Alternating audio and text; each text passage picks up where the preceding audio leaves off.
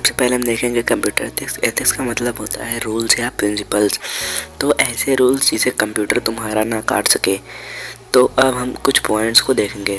Set of moral standards that govern the use of computers. Common issues of computer ethics, privacy concerns, intellectual property rights and effects on the society. मतलब ये हमें बताता है कि जो computers and network use हो रहे हैं उन्हें कैसे रूल्स एंड रेगुलेशन से गवर्न करें, यूज़ करें, जिससे फ्रॉड्स और स्कैम्स वगैरह जो हैं वो कम हो सके। चलते हैं नेक्स्ट पेज पर। नेटिक्यू, ये दो शब्दों से मिलकर बना है, network plus etiquette. Network now the use of good manners in online communication such as email, forum, blogs etcetera. इसका मतलब हमें अपने मैनर्स को अच्छा रखना है, एक गुड बॉय बन के ऑनलाइन कम्युनिकेशन करना है। अब बेसिक एटिक्यूज देखेंगे। Ignore trolling comments, respect others, accuracy of information, promote healthy discussion. किसी भी ट्रोलिंग कमेंट को इग्नोर करना है, दूसरों की रिस्पेक्ट करनी है, इन्फॉर्मेशन हमेशा करेक्ट रखनी है हमें ऑनलाइन प्लेटफॉर्म पे, और हमेशा अच्छी बातों को ही प्रमोट करना है। तो हम चलते हैं नेक्स्ट पेज पर। Software licence. Software licence agreement is a contract between the developer and the customer. It identify how the software can be used and what happens if the agreement is broken. कि ये किसी भी software के terms and conditions होते हैं। जब भी हम कोई सॉफ्टवेयर इंस्टॉल करते हैं तो वहाँ पर टर्म्स एंड कंडीशंस आ जाते हैं, जिसके अंदर रह के हमें उस सॉफ्टवेयर या एप्लीकेशन को यूज़ करना होता है। और अगर कोई इन टर्म्स एंड कंडीशंस को ब्रेक करता है, उसके रिगार्डिंग क्या लीगल एक्शंस लिया जा सकता है वो उस लाइसेंस में मेंशन किया होता है। तो हम चलते हैं नेक्स्ट पेज पर। तो हम देखेंगे सॉफ्टवेयर दो पार्ट में कैटेगराइज किए गए हैं। फर्स्ट है प्रोप्राइटरी सॉफ्टवेयर एंड सेकंड है ओपन सोर्स सॉफ्टवेयर। तो हम पहले देखेंगे प्रोप्राइटरी सॉफ्टवेयर को। Software legally remains the property of the developer, usually does not release the source code, only those who have purchased a special licence की can use it. तो basically के developers के ऊपर डिपेंड होता रहता है कि उन्हें अपना कोड किसी को देना है या नहीं। तो हम चलते हैं नेक्स्ट पेज पर। Open source software, free and openly available to everyone, developer publishes the code and allow others to use and modify it. Community of programmers often work together to develop the source and to support users.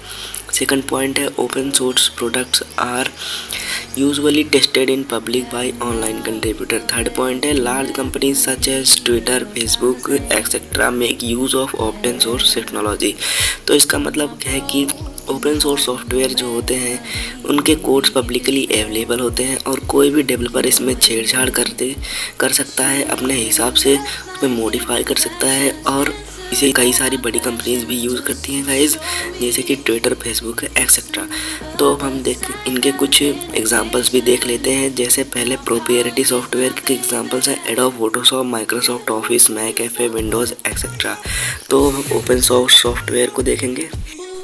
तो guys इसके examples है Google Chrome, Mozilla, Firefox, mega, Android etcetera. ये सभी freely available होते हैं internet पर। तो हम चलते हैं नेक्स्ट पेज पर। FOSSM का मतलब हो गया the free open source software movement. तो social movement with the goal of obtaining and guaranteeing certain freedoms for software users to use, study, modify and redistribute. देखो गाइज इसका मेन मोटिव ये था कि कोई भी यूज़र इसे फ्रीली पढ़ सके, यूज़ कर सके, मॉडिफाई अथवा रीडिस्ट्रीब्यूट कर सके। तो हम आगे है GNU general public licence intended to guarantee our freedom to share and change free software will remain free for all the users. इसका मतलब ये है कि इन सॉफ्टवेयर का यूज़ हम फुल फ्रीडम के साथ कर सकते हैं, चेंज वगैरह भी कर सकते हैं और सॉफ्टवेयर हमेशा फ्री ऑफ कॉस्ट अवेलेबल रहेंगे।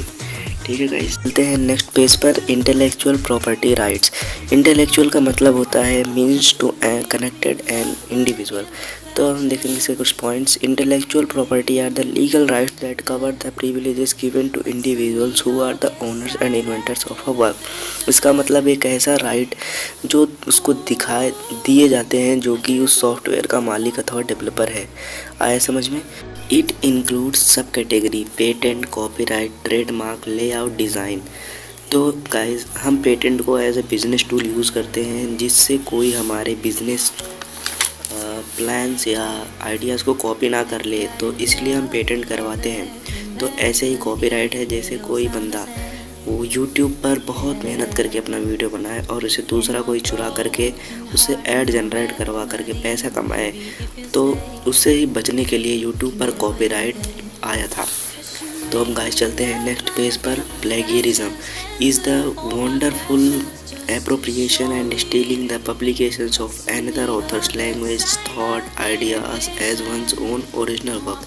तो गाइस इसका मतलब हुआ कि किसी भी दूसरे के आइडिया को कॉपी करके या चुरा करके उसे अपना ठप्पा लगा देना, ये प्लेगरिज्म में आता है। इसके कुछ पॉइंट देखेंगे। Collusion, कॉपिंग and posting, word switch, concealing sources inadvertently. तो जो भी कॉपिंग वगैरह का काम होता है वो इसके अंतर्गत आते हैं, इसमें इंक्लूड होते हैं।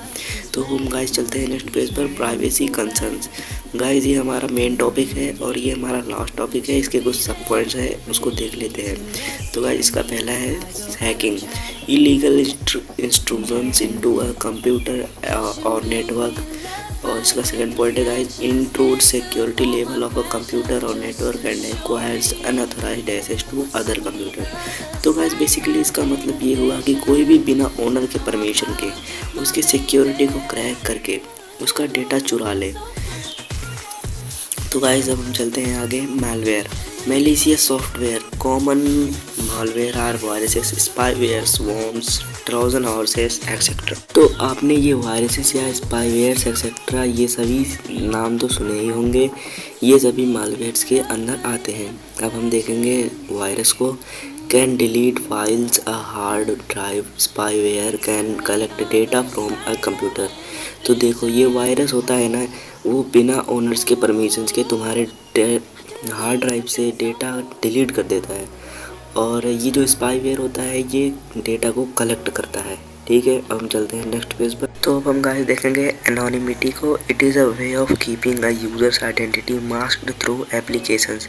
तो ये एज अ सिक्योरिटी लेयर काम करता है जिससे ओनर की डेटा या आइडेंटिटी सेफ रह सके। ठीक है, अब हम चलते हैं नेक्स्ट पेज। अब है guys data protection, also called data privacy. ठीक है गाइस, अब नेक्स्ट पॉइंट है इसका, it is the process of safe guarding data, having a balance between individuals' privacy rights while still authorizing data to be used for business purposes। तो इसे हमें data privacy भी कह सकते हैं, और ये हम एज ए मेटाफर काम करता है जिससे तुम्हारा डेटा बिजनेस पर्पसेस के लिए जा सकता है सेफली। ठीक है गाइस, हम चलते हैं नेक्स्ट पेज पर। तो एक बार हम रिवाइज कर लेते हैं प्राइवेसी कंसर्न्स में थे क्या क्या। तो पहला था हैकिंग जो कि है इलीगल इंट्रूजन। तो सेकंड है मालवेयर जो कि है मैलिशियस सॉफ्टवेयर। थर्ड है anonymity, protection of users with the help of other softwares. और चौथा है data protection means protection of data. Guys हमारा चैप्टर खत्म होता है। प्लीज़ वीडियो को लाइक कर देना और चैनल को सब्सक्राइब कर देना ऐसे ही और वीडियोज़ के लिए।